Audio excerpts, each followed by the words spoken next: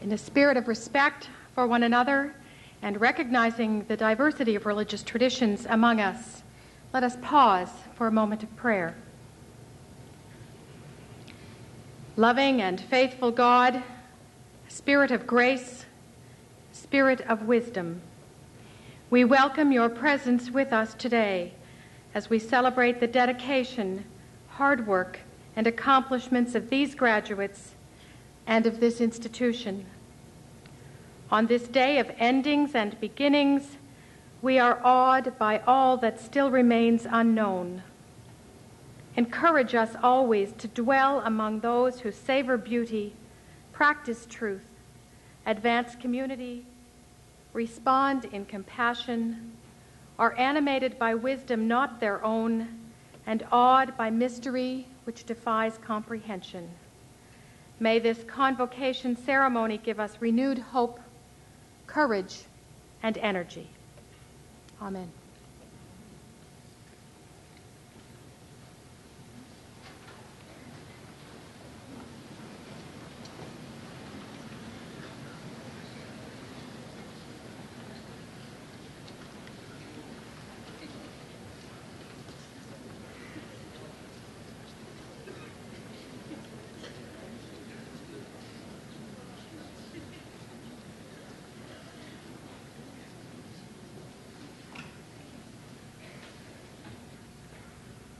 Madam Chancellor Designate, Madam Minister, honorary degree recipients, distinguished representatives of sister institutions and partnership organizations, honored guests, colleagues, family and friends, and most especially graduates, good afternoon. I'm delighted to welcome all of you here to Mount St. Vincent University's Fall 2002 Convocation. Today, we celebrate the accomplishments of 360 graduates, and it is with very great pride that we at Mount St. Vincent extend our congratulations to you, the graduating class of 2002. Please join me in a round of applause for our graduates.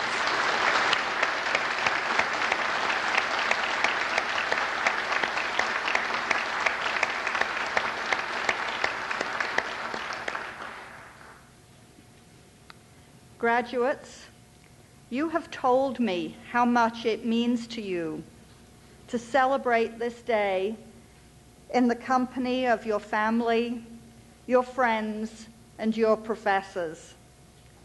All have played an important part in the success that brings you to this ceremony today. I know that you would want to publicly acknowledge the love, support, teaching, and mentoring that you have received. Graduates, I ask you to join me in recognizing our faculty, your family, and your friends.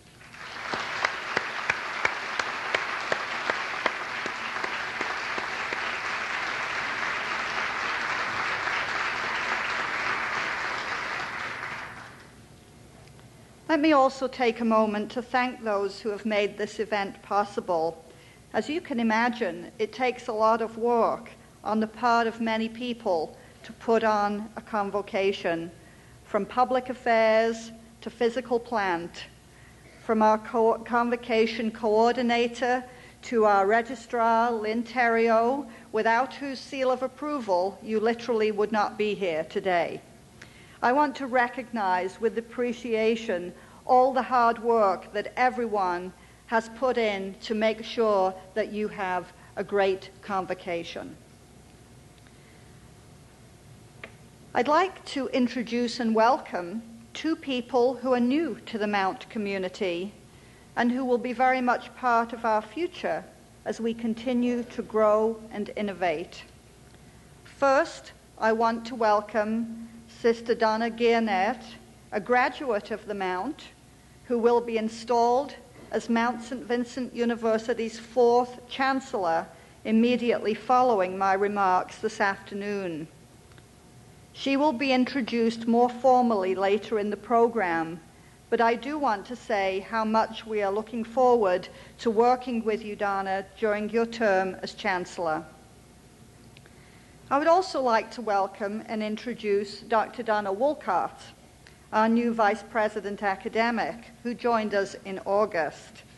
Dana, we welcome you to the Mount and look forward to your Vice Presidency. At this point, you're probably getting the impression that everybody who joins the Mount is called Dana. We have graduates here today from every corner of Nova Scotia, from other parts of Atlantic Canada, from elsewhere in our country, and from Bermuda, the Caribbean, and other countries. Such a diverse mix of geographical locales of our graduates underscores the Mount's distinctive and innovative role in making education accessible for Nova Scotians and for students in other parts of Canada and internationally. A number of today's graduates have traveled a considerable distance to participate in today's ceremonies, having completed their studies through distance education, a field in which Mount St. Vincent continues to play a leadership role. I also want to acknowledge the presence of two other people who've come a long way to share in our celebration today. Both represent institutions with which the Mount enjoys an academic partnership which serves the interests of students. Dr. Michael Arendorf, President of Bermuda College, is here, and we warmly welcome him and his wife, Lyon, to Mount St. Vincent. As well, Dr. Lascelles Lewis, Chairman of the Jamaica Movement for the Advancement of Literacy and President of the Jamaican Council on Adult Education, is here. We welcome both of you and value our continuing association with your respective institutions. Today, we celebrate the accomplishments of all of our graduates, including the achievements of two exceptional women who have distinguished themselves in their lives and careers, Sister Dorothy Moore and Eleanor Wachtel. Each will be recognized later in the program, and I am sure that you will be impressed and moved by the commitment and dedication each of them has shown to their respective professions and communities. Graduates, I hardly need to tell you what an important day this is in your lives, but it is only one of many celebrations of success you can look forward to, because you have laid a great foundation on which to build in the years ahead. Convocation, as our chaplain said, this day of endings and beginnings, convocation is more than a culmination of years of study. It is also a beginning. You will see that your certificate, your diploma, your degree will open new doors and allow you to grow in your life and in your career. Your education is a great investment that will benefit not only you individually, but also the communities of which you are each part and going to be part. The demand for highly qualified personnel increases as the economy here in Nova Scotia and elsewhere becomes more knowledge intensive. And so we see that universities like Mount St. Vincent are playing a crucial role in producing the highly educated and skilled workers that we need to be players in the global environment. Statistics are clear. Highly educated people like you participate most actively in the workforce, building the knowledge economy. A university education results in higher labor force participation, the lowest level of unemployment, and the greatest lifetime earnings expectations. Benefits to you, the graduates, to be sure, but also undoubtedly great benefits to society. You also graduate with a great deal more than your formal credentials and your potential to make a difference. You have attained many personal goals and a close community of friends and colleagues. One of the very real benefits of having attended the Mount, where you've had the chance of a personalized environment for your teaching and learning, one where you got to know your professors, got to know your fellow students. In keeping with that commitment to personalized education, I always like at this point in our ceremony to acknowledge the achievements of individuals who are graduating today, who either have Mount connections with other members of the Mount community or family interconnections. These include Gregory Doody, graduating with a BBA, who is the son of Madeline Doody, the Mount's Director of Human Resources. John Myich, graduating with a Master of Education, is the husband of Paula Myich in our Graduate Education Department. Dave Banfield, graduating with an MED, is the husband of Lise Peterson Banfield in Distance Learning and Continuing Education. Mary Catherine Jollimore currently teaches in our Public Relations program, and she will be receiving her MA in Women's Studies. Elaine Seniak, who teaches in our Tourism and Hospitality program, will be receiving her MEd in Adult Education. And Taralyn Bury-Edwards, who is employed with our food services company Aramark, is receiving her MEd today. Family interconnections today include 3 husband and wife teams of graduates. They are Lisa and Matthew Halliburton from Shelburne, each of whom will be receiving MEds in literacy education. John and Sheila Thorne from Corner Brook, Newfoundland, who will be receiving their MEd in literacy education. And Albert Reiner, who currently teaches in our education program, who will be receiving his MEd in educational psychology, while his wife Sian will be presented with her MEd in curriculum studies. One final family connection to note is that sisters Krista and Carrie Barnhill will both be receiving their BBA. Graduates, whatever your program of study and wherever your home, you join today a family of 18,000 Mount alumni. Many of our graduates remain in Nova Scotia, where they make an important contribution to our province. Others make their contribution when they return to their home provinces and countries. Wherever Mount St. Vincent University graduates live and work, they are the very best ambassadors for our university and our programs that we could possibly wish for.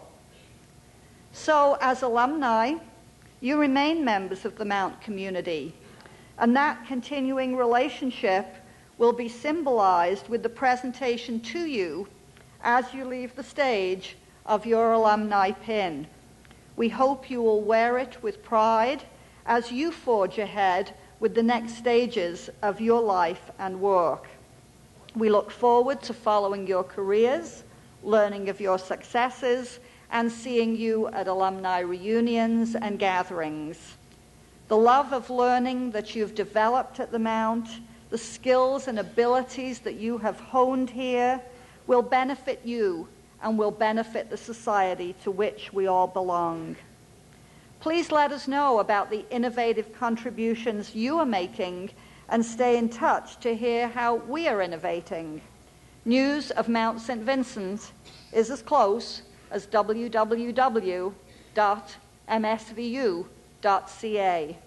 and your email account. Please use them both. Congratulations once again to you all. Bonne chance and all the best. Thank you very much.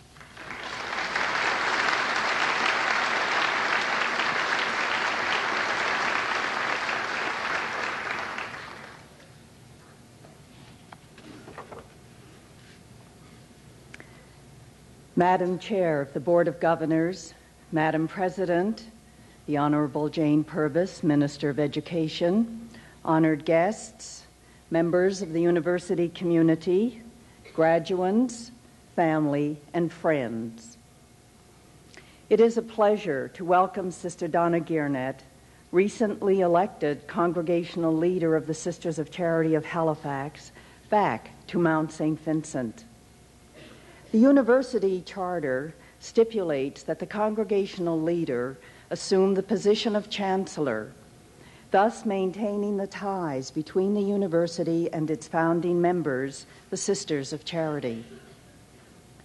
Born in Saskatchewan, Sister Donna grew up in Vancouver and became a professed member of the Sisters of Charity in 1962.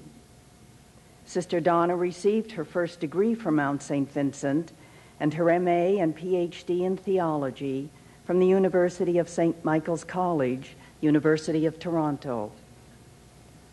Sister Donna's ministry has been in the field of education. She has taught elementary education in Vancouver and at a number of postgraduate institutions, including Mount St. Vincent University, St. Joseph's College in Edmonton, St. Paul's University, and the University of British Columbia. Sister Donna's quiet diplomacy, fearlessness, ability to participate in true dialogue, and her quick wit are qualities that ensured her success in her present ministry. Since 1984, Sister Donna has been a staff member for the Canadian Conference of Catholic Bishops in Ottawa, with special responsibility for ecumenism and interfaith relations and women's issues. Sister Donna serves on a number of national and international committees. A small sampling of her many responsibilities include her work with the Canadian Council of Churches, serving as chair of its Commission of Faith and Witness. Her participation in many bilateral and interfaith dialogues with various Christian churches, the Canadian Jewish Congress, and the Council of Muslim Communities in Canada. Internationally, Sister Donna has attended meetings of the World Council of Churches and the Vatican's Pontifical Council for Promoting Christian Unity. She represents the Canadian bishops on the North American Orthodox and Roman Catholic Theological Consultation and serves as a consultant in the ongoing dialogue between the Vatican and the World Alliance of Reformed Churches. She will continue to work with the International Anglican Roman Catholic Commission on Unity and Mission.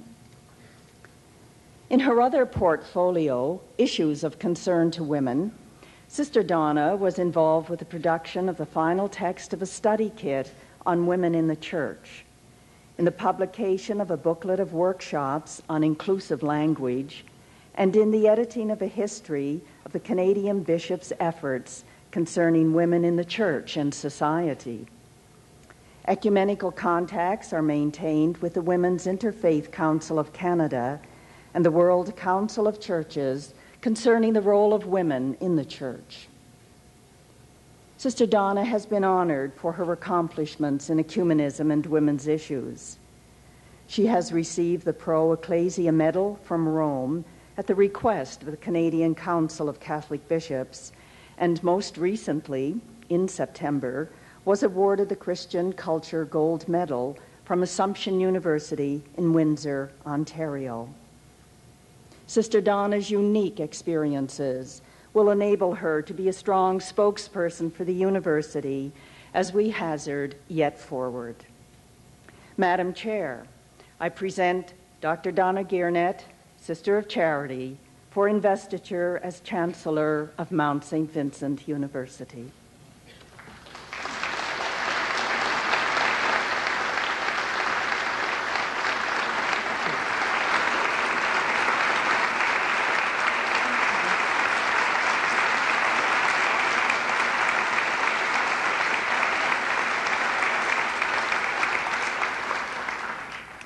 Do you, Sister Donna Gearnet, pledge yourself to perform the duties of Chancellor of Mount St. Vincent University, and do you promise to defend the rights and to promote the welfare of the university and members thereof. I will endeavor to do all this with God's help.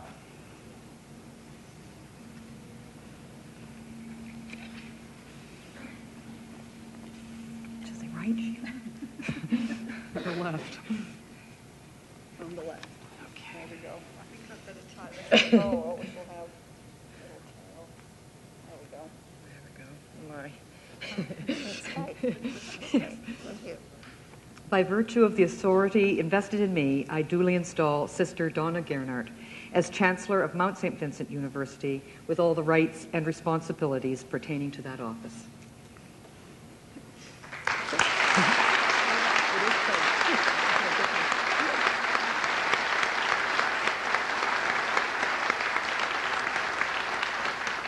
Madam Chancellor, it is my pleasure to present colleagues from our sister institutions who are bringing greetings to you. Elizabeth Parr Johnston, University of New Brunswick.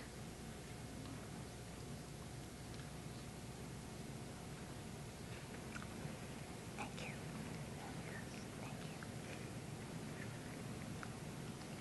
I guess that's what we'll do. Jim Sharp, St. Mary's University. Thank you. Ruth Goldblum, Dalhousie University. Thank you, Ruth. Thank you. Yes. I think that's why you're standing. Michael Leiter, Acadia University. Thank you. Thanks very much. James Keith, Mount Allison University. There's the answer. I'm losing insulation on top, and I left the citation on the president's desk nowadays. Thank you. It'll be coming, but Thanks very much. Sheila Donahoe, St. Francis Xavier University. Thank you. Thank you very much. Marion Hopkins, Memorial University of Newfoundland. Thank you very much.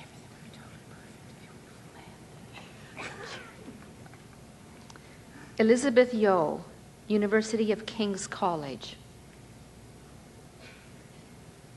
Thank you. Thanks very much. Thank you. Brent McDougall, University of Prince Edward Island.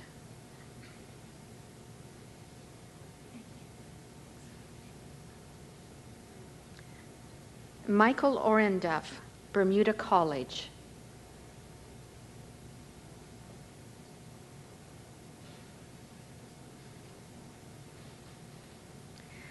Lascelles Lewis, the Jamaican Movement for the Advancement of Literacy and the Jamaican Council on Adult Education.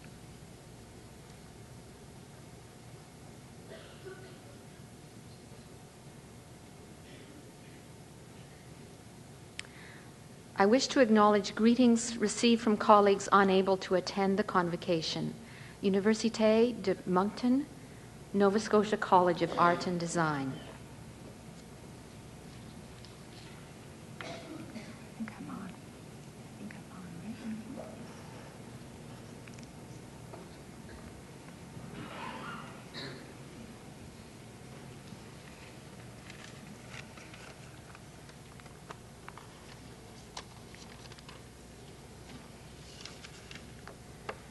So thank you all for your very warm greetings, your words of welcome. It's good to be here. It's a real pleasure for me to be back at the Mount after more than 20 years in other parts of the country doing various and sundry things. It does have the feel of a homecoming. My work over the past several years has been in the area of dialogue, ecumenical and interfaith, national and international. This experience has led me to reflect both on the dialogue process as a means of spiritual growth and on the spiritual values which support commitment to dialogue. Both of these seem most relevant to a university context.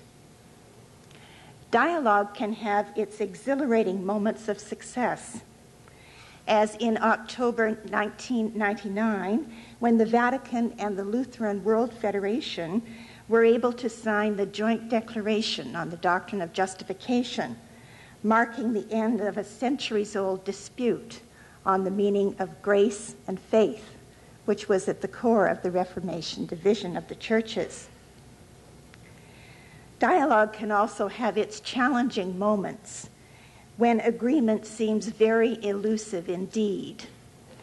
I recall one particular dialogue between the Canadian Conference of Catholic Bishops and the United Church of Canada on the very sensitive issue of abortion. Each side began the dialogue by presenting its church's teaching on the topic. We then went on to divide into confessional groups, in caucus groups, to interpret what we had heard. We regathered as a full group, and we found, with some surprise, that neither side had been very successful in hearing what the other side had said. My sense is that this is probably not an experience unique to formal bilateral dialogue. I also think that this kind of experience is an important aspect of an educational milieu. Education challenges us to open our minds and hearts, to hear the views of others without necessarily giving up our own.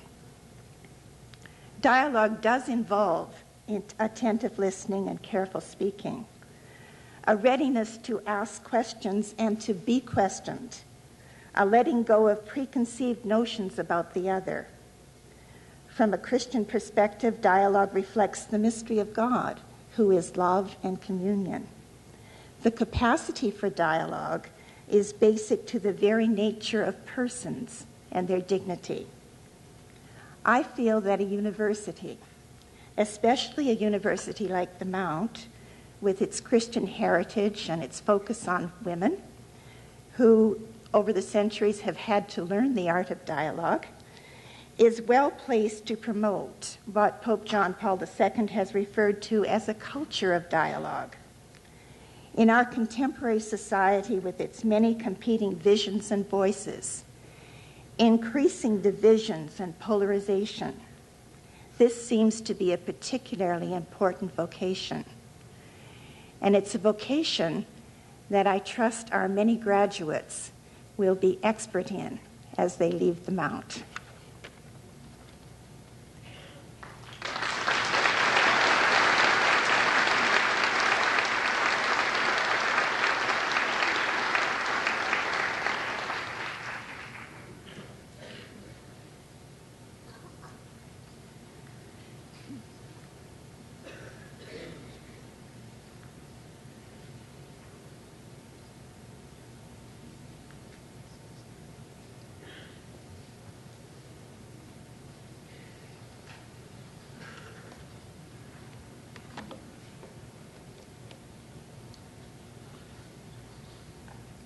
Madam Chancellor, Madam President, Madam Minister, honored guests, honorary degree recipients, faculty, family, friends, graduates, Kathy, John, and Michelle.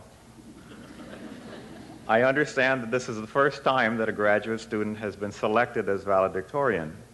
So on behalf of the graduate students, I wish to express my appreciation to the nominating committee and to the Senate for the opportunity to deliver the valedictory address this afternoon. Graduates and mature students are a somewhat different lot.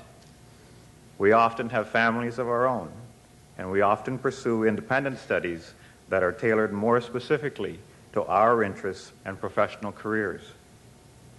As a result, we may not have been able to participate in university life outside of classes as fully as perhaps we should have. Therefore, we did not have the sustained contact and opportunities to share ideas and thoughts over food and drink, which we enjoyed as undergraduates. As undergraduates, interacting with peers from around the world was an enriching experience as we navigated new horizons away from home. We attended classes together, made new friends, learned how to study, and how to cope with the demands of university life. Today, we have come together. We are ready to present ourselves as graduates of Mount St. Vincent University. This is a time of beginning and of ending, of alpha and of omega, of sadness and of joy. But somehow I feel that this occasion is more than just saying farewell. If we believe in lifelong learning, it is quite likely that many of us will be back.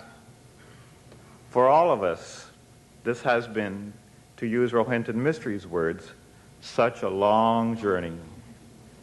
From the initial excitement of entering university to the humbling experiences of waiting for service at the registrar's counter and financial services, to the many readings, papers, assignments, midterms, and finals, we have been working towards this day.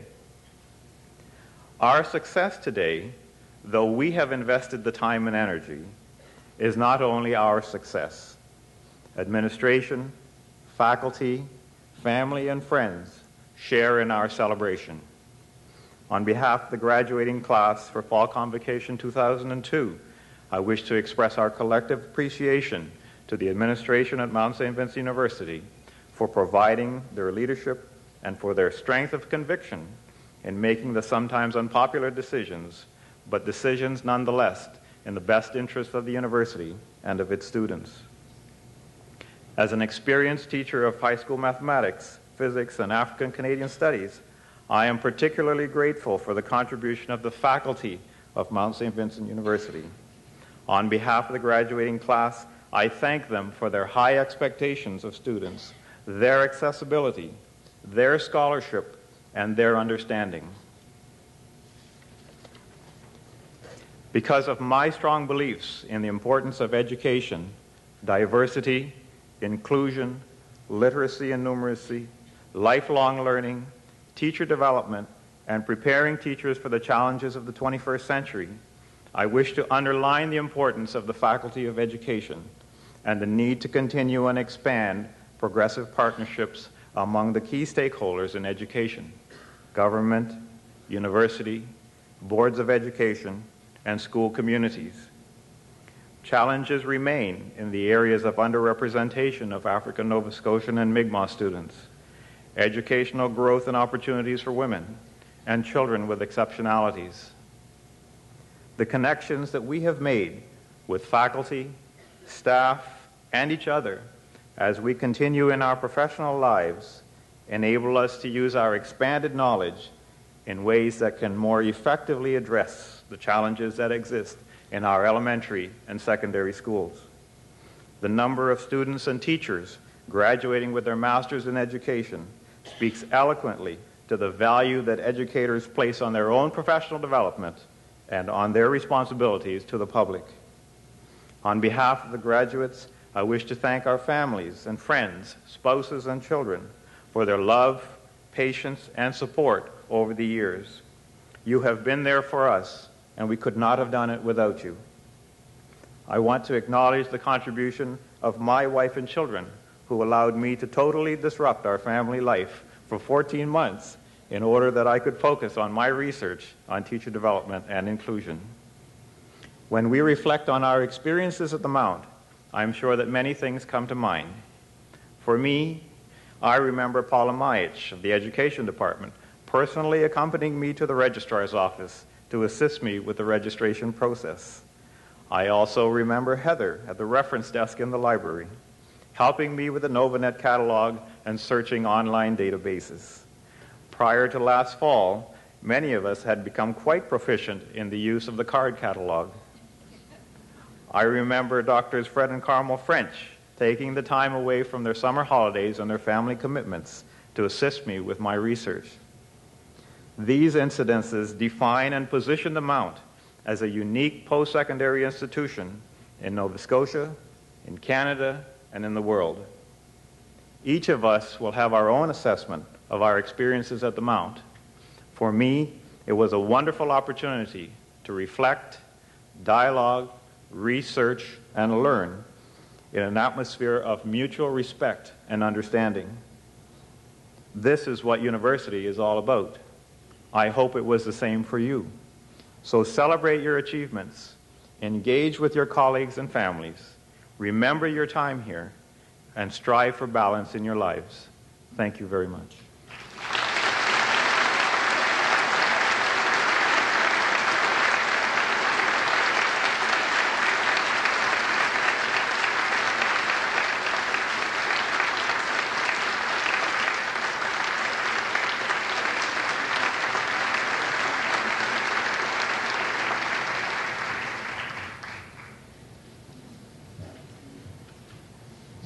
Madam Vice-Chancellor and President, it is my privilege to present to you the candidates for the Collegiate Honours of Graduation. I attest that they have successfully completed the required courses of study, and I ask that they be awarded the Certificate in Business Administration on Catherine Bevin.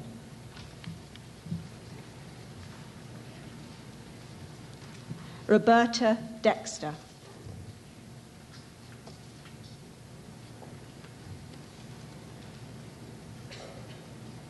Elizabeth Rumley.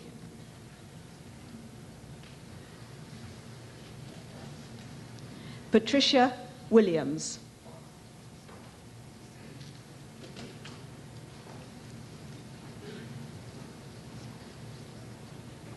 The Diploma in Business Administration with distinction on Joanne L. Cleary.